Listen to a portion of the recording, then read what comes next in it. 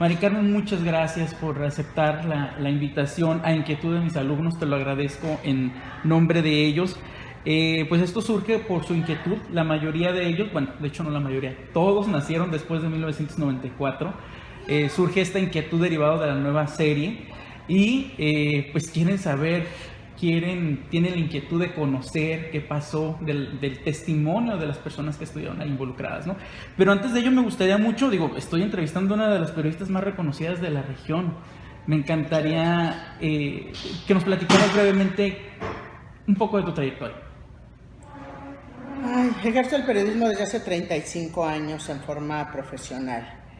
Periodismo honesto, sin censura, directo, claro y a la cabeza, contra las injusticias, contra los gobiernos corruptos, contra el abuso del poder. Y bueno, yo llegué a Baja California, el periódico El Mexicano, después por este ejercicio del periodismo libre y transparente hube de salir de ahí, renuncié. Luego estuve en Síntesis Televisión y también cuando pretendieron censurarme un empresario, un reportaje que hice, también renuncié ante las presiones de los empresarios y el poder con la televisión de Síntesis. Después de ahí estuve en una revista de la Asociación de la Industria Maquiladora. Posteriormente Jesús Blancornelas no me dio trabajo en el Z porque dijo que en ese momento no había. Sin embargo, terminé siendo muy amiga de don Jesús. A pesar de tener nuestras enormes diferencias, nos respetamos siempre mutuamente. Y después pedí trabajo en Televisa, donde ya me habían ofrecido irme en 2 ocasiones anteriores. Sin embargo, yo estaba muy bien en Síntesis. Y cuando salgo de ahí, pues dije, bueno, pues mi otra opción es Televisa. Si vas a crecer, tienes que ir hacia arriba, no regresarte, ¿no? Existían otros periódicos chicos, pero pedí trabajo el 1 de julio de 1990 en Televisa y el día 2 de julio estaba reporteando para Televisa en un asunto que me llevó 24 años en esa empresa, donde crecí, donde terminé siendo directora regional de los noticieros en Baja California y donde implementé a nivel nacional un programa exitoso de el desarrollo de los noticieros. Al salir de Televisa, gracias a las presiones políticas de algunos amantes, amigos tricolores y el ejercicio del poder nuevamente, ahí sí me despidieron. Trabajo desde hace muchos años con el Instituto del Deporte haciendo historias humanas del deporte, me gusta mucho la cultura, quisiera saber más de arte y de cultura y de música, pero me empeño constantemente en hacer eso. Soy una periodista libre, honesta, que puedo ver a la gente de frente, y mi último encargo, que duró solamente 6 meses, fue en el Ayuntamiento de Tijuana como directora de comunicación. Bueno, Mari Carmen Flores es todo un referente a nivel regional en el periodismo y por eso de nueva cuenta te agradezco mucho. Mari Carmen, ya entrando en materia, hay una foto donde sales ahí en primera plana. Antes de que nos hables de ese momento, cuéntanos, ¿tú tenías, qué opinión tienes o qué opinión tenías en ese momento de Luis Donaldo? Fíjate que a mí me invitaron a una asamblea nacional del PRI cuando cambiaron las reglas para elegir a quienes serían candidatos a la presidencia. Estás hablando de 6 años antes aproximadamente. En la Ciudad de México, cuando cambian las reglas y ponen los trabucos, si no fuiste diputado, si no fuiste senador, si no fuiste gobernador, si no fuiste algo, no podrás aspirar a ser presidente de México, ¿no? Cuando cambian esas reglas en el PRI, yo fui acompañada de un grupo de periodistas de Baja California y recuerdo perfectamente en alguna parte de la historia de Canal 12 debe estar eso, cuando yo dije, bueno, pues la única opción es que aquí Luis Donaldo es el que se perfila para ser el siguiente candidato por las modificaciones a las leyes. Hubo quien me criticó y me dijo, no, es que no hay de otra, o sea, está encaminado a que el señor vaya hacia eso. A mí de Luis Donaldo me gustó mucho y lo conocí a través del hoy maestro Carlos Barbosa, en aquellos años joven, cuando él funda dentro del priismo un movimiento para la capacitación de los jóvenes. Yo esa era una parte que le admiraba a los panistas. Cuando yo llego a Baja California y empiezo a envolverme de esta parte política en un estado altamente politizado y de participación, yo veo que los panistas tienen esta estructura de jóvenes, desde el que pega el engomado, desde el que va, pero los van formando.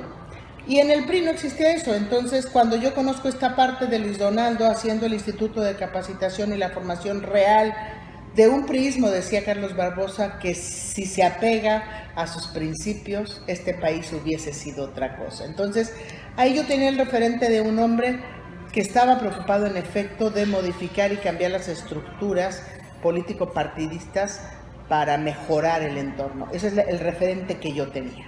De Luis Donaldo. Y ahora sí, platícanos, ¿qué pasó ese 23? Nárranos tu versión. ¿Qué viste ese día? Ay, mira, en primer lugar, a mí no me tocaba ir a Lomas Taurinas, pero alguna persona de adentro del canal hizo berrinche porque yo iba a ir a un encuentro de empresarios. Sí. ¿Cómo vas a ir la Pelusa? ¿Cómo vas a ir con la Pelusa? O sea, entonces ahí como que hubo una rebatinga y quien era jefe de información pues dijo, Mari Carmen, ve tú a Lomas Taurinas. Y en premio de consuelo, pues tú te vas a la cena en la noche, porque había una cena de gala en la noche programada. Yo como reportera al final de cuentas, tú trabajas, ¿no? Habrá quien haga panchos, pero yo la verdad trabajo. He trabajado siempre. Entonces me voy a Lomas Taurinas, echo un vestido de gala en el carro porque iba a ir a la cena y pues el vestido se quedó ahí, ¿verdad? Cuando llegas todo es fiesta, todo es fiesta. Un día antes se decidió que fuera en Lomas Taurinas cuando inicialmente estaba programado para ser en la zona este de la ciudad.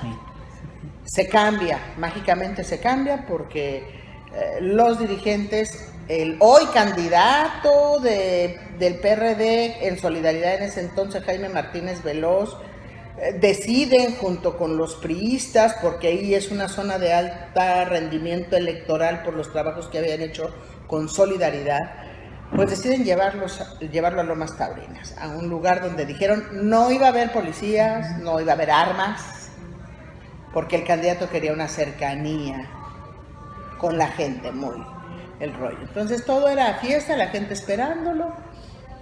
La verdad es que tú no te das cuenta ni estás pensando en que eso pudiera haber ocurrido en algún momento dado. Entonces, todo se da muy, muy rápido, llega, da un discurso bueno, realmente bueno de acercamiento con la gente, después de que venía del aniversario del PRI, donde está el México con hambre y sed de justicia, un México donde este discurso que algunas versiones señalaron que fue como la antesala de la muerte, ¿verdad? Pero este discurso en el Monumento a la Revolución fue bastante bueno, entonces él viene empapado con las personas. Y uno va a hacer su chamba, ¿eh? Yo coordinaba con el camarógrafo, mi compadre Mauricio Cota, tú graba aquí, no te desconectes, sí, graba, no graba. Y de pronto cuando ya baja del templete, le digo a mi camarógrafo, se queda atrás de él. Okay. Y yo vengo enfrente, pero vengo caminando hacia atrás. O sea, para no perderlo de vista. Entonces, desconéctate. Desconéctate, pero síguelo, pues. Y en eso, ¡pum!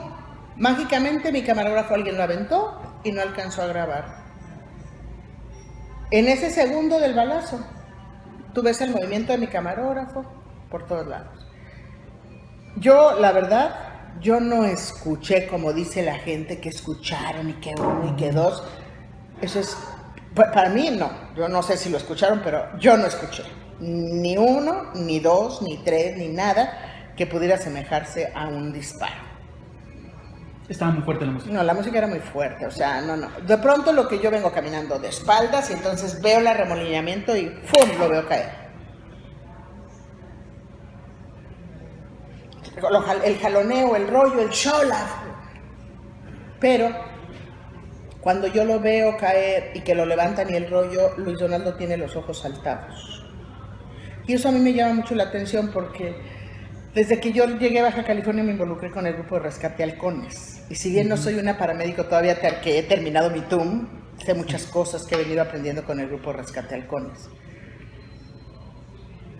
Y entonces yo le hablo a un amigo, cuando van corriendo, yo me voy siguiendo al famoso aburto. Porque entre el rollo, pues a Coloso ya se lo llevan, sí. Pero de pronto se va la otra muchedumbre encima de alguien. Y ese alguien es aburto, y entonces empiezan, mátenlo, y empiezan a gritar, mátenlo. Entonces, pues ahí va uno siguiendo, y sígalo, Mauricio, y lo vamos siguiendo. Lo suben hasta una parte arriba del templete, donde incluso en algún video que se le entregó a la Procuraduría, cuando está en esa parte, se escucha mi voz desesperada porque lo quieren linchar ahí. Mira, todavía me pongo chinita. Y se escucha mi voz cuando yo grito, ¡no lo maten! O sea, yo no sé si fue instintivo el pensar que de pronto si lo hubieran linchado ahí, yo creo que no estaría aquí frente a tus alumnos. Creo que la situación se hubiera puesto peor. Porque de pronto, en un acto en el que un día antes el presidente del PRI, Antonio Cano, pidieron que no hubiera armas, que el candidato no quería armas, de pronto cuando cae el rollo, ¡frum!, todo el mundo estaba armado, todo el mundo tenía armas, todo el mundo, todos. Podía entenderse del Estado Mayor, pero todos los agentes de la municipal, de la ministerial, todos estaban armados. Entonces, de entrada ahí se rompió un acuerdo. Entonces, yo ese video lo veía y me decían, ¿por qué gritaste? Porque yo creo que no hubiéramos salido de ahí. Entonces, entre el jaloneo, lo traen, lo suben, lo bajan, lo llevan, el aborto. Para variar, yo uso tacones, ¿verdad? Entonces, sí, recorrí todas las Lomas Taurineras en tacones. Me subí a la camioneta donde suben al famoso aborto y yo pregunto quién es. Y entonces alguien dice, se llama Mario, nada más. Yo no sabía que era aborto en ese momento, se llama Mario. Y me arrancan las camionetas, yo me tengo que despegar del vidrio porque pues si no te arrastran, ¿verdad? Y de ahí, no había teléfonos celulares, salimos de Lomas Taurinas, vamos corriendo, y por la avenida Universidad pido un teléfono prestado en una lonchería y hablo al canal, porque el escándalo era, le dieron un palazo con palo. Y entonces, aún sin haberlo corroborado, yo hablo al canal y les digo, está muerto. O sea, la expresión que yo vi en el suelo es, está muerto. Y me dicen, estás loca, no puedes decir eso, se tienen que esperar, hay que esperar las instrucciones a nivel nacional. Entonces, vámonos al canal. En ese ínter, yo voy pensando cómo se llamaba esto, y cuando llego al canal, que eso es maravilloso, le hablo a un amigo médico. Era de los pocos ricos que tenían celular en ese entonces, ¿verdad? De los de Tabique. Entonces le hablo a un amigo médico y le digo, tengo una pregunta urgente, estoy ocupado, no puedo hablar, estoy entubando a Luis Donaldo. Bueno.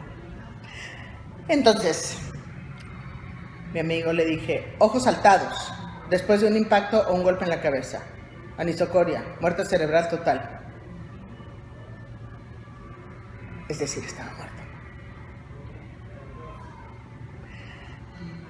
Entonces, nunca se cuelga el teléfono y yo escucho todo lo que pasa dentro de la sala.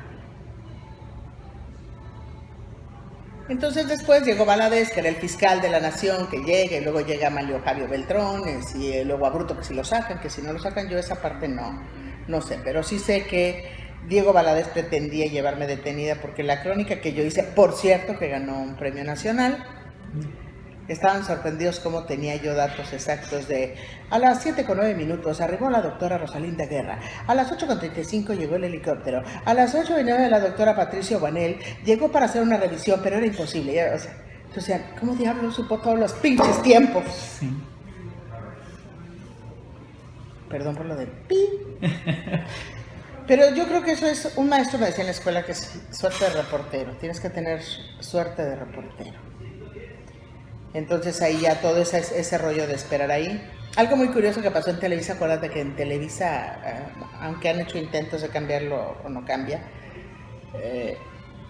en ese entonces pues Mari Carmen, gordita, feíta, chistosita, pues es la reportera, ¿verdad? Pero a nivel nacional en Televisa dicen, no, pongan a un conductor bonito, chulo, precioso, hermoso, que nos narre lo que pasó. Entonces buscan... Entra Gregorio Meraz, después entra mi comadre Elia Manjarres y el show, porque a la reportera no, o sea, alguien bonito, ya sabes, Televisa la imagen, ¿no? Y hasta que llega el señor Jacobo Zabludovsky después de 3 horas, que es cuando ya decretan que a las 8:20 de la noche se declara oficialmente muerto, ¿no?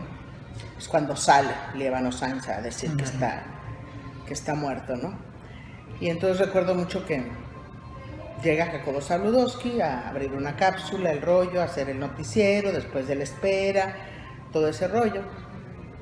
Y entonces Jacobo Zabludovsky dijo, quiero a la reportera que estuvo ahí. Y eso me dio mucho gusto, porque Jacobo era un hombre de periodismo, no era un hombre de imagen. Entonces, bueno, pues ahí termina la parte de que decreta Televisa el duelo, se ponen las banderas y yo me quedé a vivir en el canal 3 días, sin salir de ahí. No sé cuántas llamadas contesté de todo el mundo, pero la gente que hablaba de todo el mundo no querían hablar con un conductor o con el director, ¿verdad? Querían hablar con el reportero. Terminé afónica de contestar las llamadas. Y lo que yo vi fue eso, un hombre que cae con los ojos saltados y una persecución de un Mario Aburto que se lo llevan. Y después en el canal terminó 3 días hasta que le dije yo al señor director que necesitaba irme a bañar, por favor. Pero una parte se puede entender, uno no solo por el trabajo, sino también por medidas de seguridad, porque en ese momento decían que iban a detener a todos. Televisa jugó un papel bien importante en esa cobertura que hicimos Mauricio Cote y yo, porque Televisa esa misma noche dijo, a ver señores, a la Procuraduría, aquí está el material, aquí están las copias, aquí está todo, no hay nada más que agregar, todo lo que está ahí es lo que tenemos. Entonces esa fue una buena parte y una estrategia de que sí protegen a su gente. Pues no había nada que ocultar, pero al final de cuentas siempre te da cierto temor por las condiciones en que estaba pasando que te pudieran detener, ¿no? Entonces, y una cosa que aprendí ahí es anisocoria, que nunca se me olvidó. Otra cosa que aprendí es que siempre debes de estar en paz contigo. Porque ese rollo de que cuando te vas a morir ves y pasa tu vida y haces un recuento de tu vida, de lo bueno y de lo malo, mentira. No es cierto, yo se los puedo decir por experiencia. Cuando viene y cae, tu único instinto es sobrevivir. Pero tenemos un problema, gente como yo. No solo quieres sobrevivir, sino sigues haciendo periodismo. Y entonces entre que te cuidas y volteas y ves a tu camarógrafo y le dices que se agache, tú sigues y corres con tacones y vas atrás de la noticia. Ese rollo, y que me perdonen mis hijas, que piensas en tus hijas y que... ¡Mentira! Yo cuando pensé en mis hijas, fue el viernes que llegué a la casa y mi mamá me abrazó y dije, ¡ay, cabrón! Mis hijas. No porque se te olviden, pero te metes en otro rollo. Entonces en esta vida siempre hay que estar bien. Yo creo que es un crimen que pasó de el complot al asesino solitario, un crimen donde pasan 24 horas hasta que van a buscar las ojivas de 9 milímetros, una, y luego a la doctora Patricia Obanes se le ocurrió decir que eran 2 tipos de balas, entonces ella sin ser perito, entonces más se complicó el asunto, porque uno era el disparo de Sedal, entonces yo no entiendo cuál diestro el que disparó con y luego con la izquierda el Sedal, o sea, no entiendo, ¿verdad? Pero pasó de un complot al asesino solitario, pasó de cuando revisas y empiezas a ver con ojos de observar, pasó de un Mario Aburto con chaqueta negra a 5, 6, 7 Marios Aburtos con chaqueta negra en el mismo lugar. Pasó un encargado del CISEN, que es el único que sale con radisonato de sodio positivo y es el único que no detiene. Entonces cuando empiezas a ver con esos ojos dices, pues sí había, qué casualidad, 7 enchamarrados, todos iguales, ¿no? Y un tipo que ahora dicen que lo entrenaron en Veracruz y el rollo, cuando el pobre tipo a veces no tenía ni para los camiones de la Buenos Aires Sur a la Maquila en Otay. Un tipo al que le hacen muchas pruebas para demostrarnos que si el largo, el ancho, el mentón, el show es el mismo. me van a venir a detener por tu culpa, pero yo el Mario Aburto que yo perseguía, el que vi en la camioneta, al que vi que detuvieron, al de pelo chino, no es el mismo que apareció 24 horas después, pelado, rasurado. A lo mejor ya peinado se veía guapo, ¿verdad? Pero... Lo voy a editar para que no te detenga. 25 años han pasado, yo creo que es... Yo creo y eso es un crimen de Estado, un crimen de Estado, definitivamente. Todos los añadidos que le quieran poner de que si el narco, que si no negoció con el Güero Palma, de que si ya se lo habían advertido, de que si Mario Aburto estuvo preparado en Veracruz y que si la novia ahora dijo que sí, que le comenzó, que tenía... a lo mejor en aquella época yo no entiendo si este tipo era tan fácil para darle un arma, como hoy ocurre, ¿no? Que cualquiera tiene un arma. Pero para mí fue un crimen de Estado. Un crimen de Estado bien planeado, entre 5,000 personas. Igual ocurrió con John F. Kennedy, con una diferencia enorme, ¿verdad? Así. Porque ahí en ese momento mataron al que disparó, ¿verdad? Entonces... 30 años atrás. 30 años atrás. Y luego aparte aquí, por ejemplo, bueno, nosotros en un afán periodístico hicimos varios trabajos. Ojalá algún día se publicaran. Hicimos Crónica del Caos 1. Odilon García en ese entonces trabajaba en Televisa, hizo Crónica del Caos 2. Lourdes Maldonado, que también trabajaba, hizo como una dramatización con el que era el jefe de las Fuerzas Especiales de la Policía Municipal a cumplirse en algún aniversario. Dorelina Cortés ganó un premio nacional por su investigación en el asunto. Pero para mí fue un crimen de Estado que 25 años después nos sigue dejando dudas. Un asesinato que conmocionó a un país y cambió la historia de este país. Un asesinato que 25 años después hoy tecnológicamente tiene hasta una novela, perfectamente con una imaginación maravillosa. Yo creo que le ganaron a Yolanda Vargas Dulce con tal de vender. Yolanda Vargas Dulce, jóvenes, si ustedes no habían nacido, es una de las mejores novelistas de este país. Yo creo que al final de cuentas, como dijo Luis Donaldo Chico, nos quedan debiendo. Nos quedan debiendo, definitivamente. ¿Consideras oportuno reabrir el caso, aunque sea por la verdad histórica? Yo creo que sí. ¿Total qué? Conocer la realidad. Vivir desengañado. Digo, o sea, a ver, ¿quién te va a decir un presidente que sabía? Porque además en este país no ocurre nada en esos ámbitos que no sepa el presidente, ¿verdad?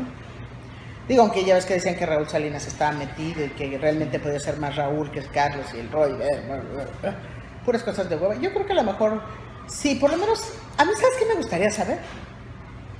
¿Cómo lo planearon? No me gustaría saber a lo mejor quién, pero sí me gustaría saber esa Maquiavelo de cómo lo planearon, a ver, porque además tuvo que estar perfectamente planeado. Tú no puedes planear algo 24 horas antes en un nuevo lugar si no tienes coartada de salida. Entonces para mí iba a ser lo mismo en Lomas Taurinas que en el Florida. Iba a ser lo mismo en el Camino Real que en Lomas Taurinas. Es decir, ya estaba firmada su sentencia en algún punto donde fuera. Porque a mí lo que sí me queda claro es que no pueden decidir de 24 horas que el de Florida se va a pasar a Lomas Taurinas y de pronto lo matan. Y Aburto llega a Lomas Taurinas. Yo creo que Aburto o los Aburtos iban a estar en todos los lugares. Y tenemos esta situación de que nos deben 3 respuestas, ¿no?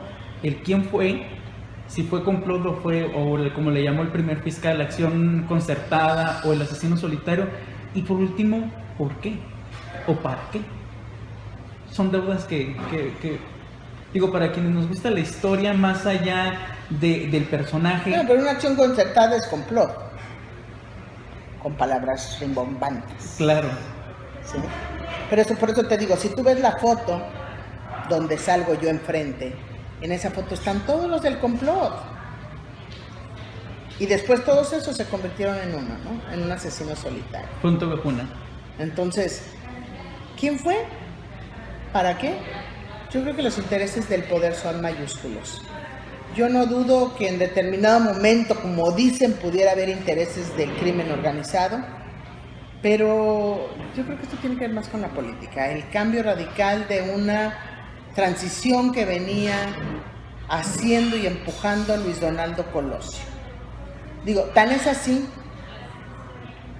que yo me recuerdo la madrugada de julio del 89, cuando reconoce el triunfo de Ernesto Rufo. Y hubo quien quiso linchar a Colosio por haberse salido de las normas priistas de no reconocer los triunfos de la oposición. Creo que era más el interés del sonorense de cambiar en el entorno de su propio partido. Y digo, no descarto que pudiera haber intereses del crimen organizado, sin embargo, yo siento más que esto, y lo repito, es un crimen o fue un crimen de Estado. ¿Alguna reflexión que quieras compartir con mis alumnos? Y antes de que se me pase, es muy extenso, pero ¿me das autorización para hacer pequeños cortos y ponerlos en mi blog?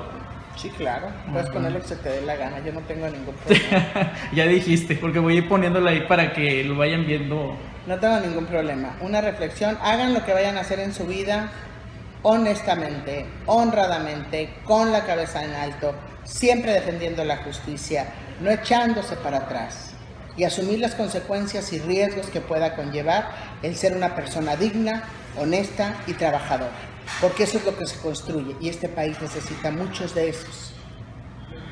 Muchos, se necesitan muchos. Firma todas tus notas, por favor, tus reportes. Estos niños ya habían nacido. Sí, pero oye, por eso tienen que conocer. Busquen en el YouTube el corrido de la cúpula y entonces van a saber quién soy yo. Mari Carmen Flores.